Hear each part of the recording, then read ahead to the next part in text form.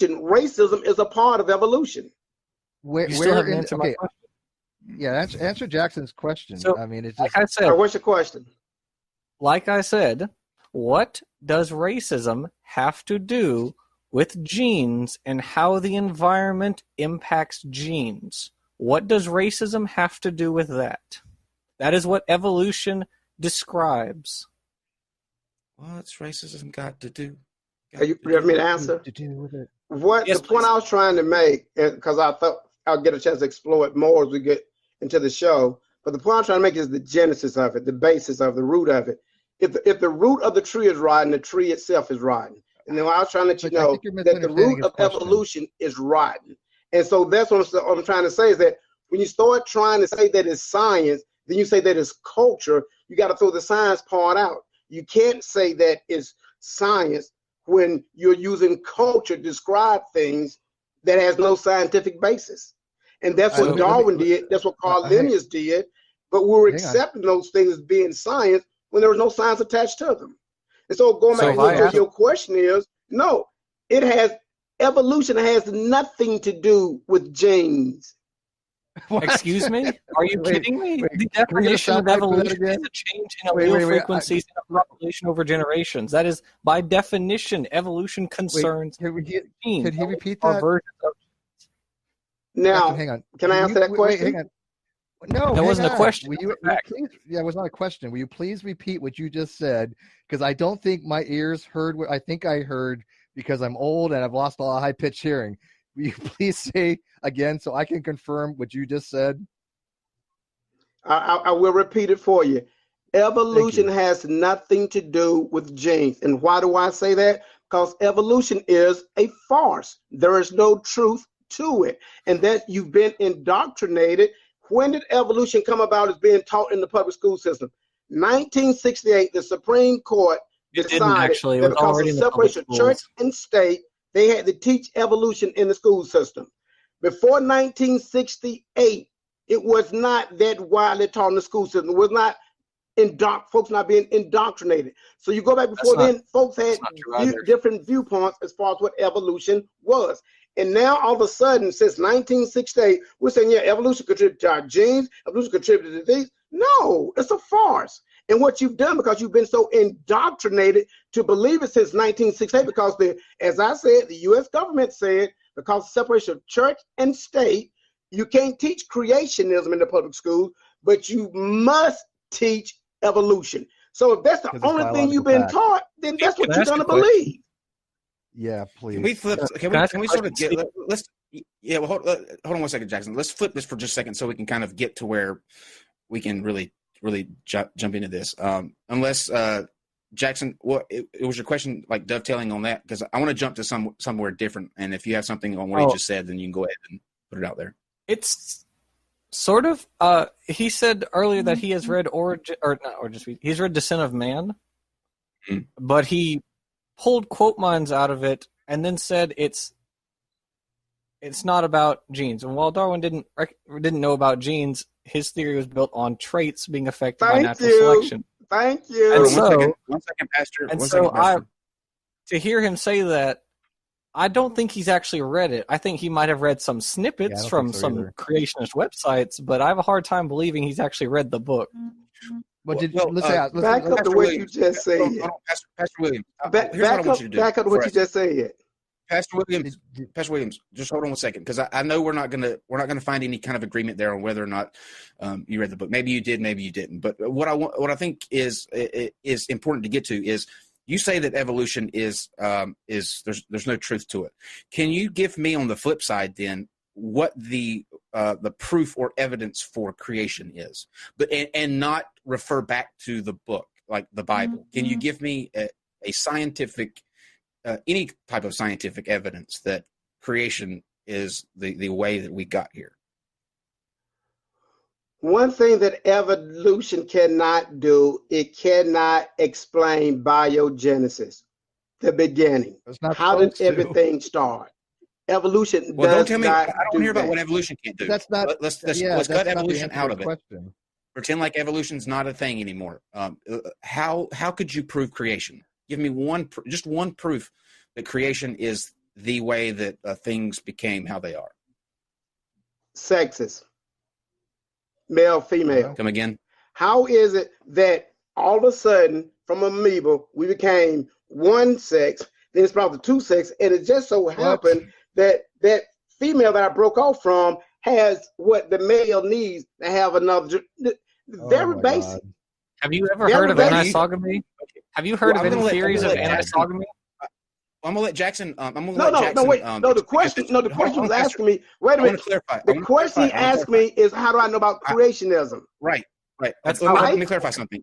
Are you saying, Pastor, that that you hold to the biblical story that we women came from the man's rib and the man came from the dirt? That's where we came from. Correct. Okay, correct. Jackson. Okay. So I wanted to ask you, Mr. Williams, have you read any technical literature on the origin of anisogamy? Any of it at all, ever? No, I haven't. Do you know what anisogamy is? And the reason why? You do know what it is? No. Okay, so anisogamy is when the sexes have gametes that are of different morphologies. For instance, we humans are anisogamous because the female has the egg, which is large, and the males have the sperm, which is tiny and flagellar. And so actually there's a lot of technical research on the origin of anisogamy, and there's research on how different species can flip in whether they have males or females. For instance, you have rotifers who went from having two sexes to one. Same with Amazon mollies. They might undergo a gene duplication event and become parthenogenetic, or they can split and go from one to two sexes. So there's loads and loads of research. I think we're gonna have to take it down a notch. I get what you're saying, and I do fully agree with the males have the spermazoa, that's male, and then female for humans would be the ovum. But how that got there is a very, very complicated process over time. But I want to let's take it down. Let's really take it down to very simplistic levels for the pastor again, because he said something that I thought was very interesting. He thinks for some reason evolution says we came from an amoeba. Is that what you think, Pastor? Say it again. Do you think humans evolved from amoeba? Do I believe humans evolved from amoeba? Do you think evolution? No. Do you think evolution? No. Do you think evolution states that? I think what evolution says is this right here, is that there was a tree, and from that tree, life branched off from it, such as apes and chimpanzees, and from those apes and chimpanzees, man branched off from them. That's what evolution teaches. Like a little tree. Okay, but I want to clarify again. Do you think that evolution teaches that humans evolved from amoebas? That's what I'm trying. That was my original statement. Evolution doesn't explain how life started. Period. Biogenesis. I'm not talking about biogenesis. Biogenesis is completely. First of all, abiogenesis. I'm asking how it evolved from amoeba. Then, if I'm telling you, evolution doesn't explain how life started. It explains how life evolved. Because the definition of evolution excludes abiogenesis. Yeah, exclude. But hang on, Pastor. Do you not understand that an amoeba is already life that exists? It's not coming from non-life. Amoeba is something that does exist. Where did the amoeba come from? Well, hang on, that's not where did the amoeba come from? Earlier, eukaryotes. Pastor, hang on. I don't want you to gish gallop. This is what we did last time, and I'm not going to let it happen this time. I really want you to focus. So focus on the question. Please answer the questions as they're asked, because this is where it gets nowhere. Do you think that according to the theory of evolution, the human species evolved from a type of amoeba? Is that what is taught in evolution? It's a simple yes or no. I told you what I thought, that there was a tree that you broke off from. It's a simple tree. Yes or no. Does that tree start with an amoeba or come from an amoeba? Well, now, did the tree come from an amoeba? I'm asking you. Did the human? I don't know why this is complicated for you. No, so it's not. What I'm trying to say is this right here. What you're trying to do is this. You're trying to flip something that can't be flipped. You're saying that, No, okay, I the don't think you sexes. understand this. Think about it. Think about it logically. Think about it logically. I don't care whether it's asexual, bisexual, We're whatever gonna you draw want to your call it. picture. He's drawing a picture for you because I don't think you No, understand no. the question. Let me make this point. Let me make this point. Wait, did you say bisexual amoeba? Amoeba? Bisexual No. evil. Well, they're liberated nowadays. They're allowed to be. Don't question their lifestyle. Very progressive. No.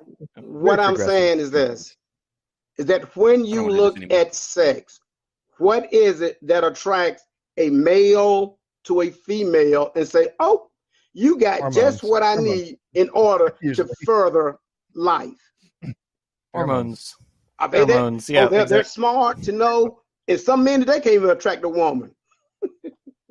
You know that it's not about intelligence. There are chemical signals, right? There are physical signals such as like certain feather types, certain sails, or things like that. That has nothing to do with intelligence. He's not going to answer the question simply. And this is what I want people to note. And I'm not trying to disparage you, Pastor. I'm really not. But you notice that youngest creationists really don't like answering yes or no questions. And people, so what? I've had people say, well, Steve likes to try to get people to answer yes or no questions as a complex question fallacy. I'm not.